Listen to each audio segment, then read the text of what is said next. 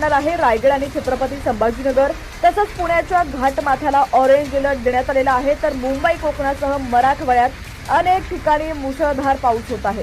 पाहूया आज राज्यात हवामानाची स्थिती कशी असेल। आज आहे 16 सप्टेंबर 2025। महाराष्ट्रावर परतीच्या पावसाचं मोठं संकट आहे। मंगळवारी म्हणजे आज 33 जिल्ह्यांना नवा अलर्ट देण्यात आलेला आहे। तोच अलर्ट आज मी तुमच्यापर्यंत पोहोचवण्याचा प्रयत्न करतेय। पण त्याआधी तुम्ही जर आपल्या हक्काच्या HPN मराठी न्यूज चॅनलला YouTube वरती सबस्क्राइब केलेलं नसेल तर नक्की सबस्क्राइब करा।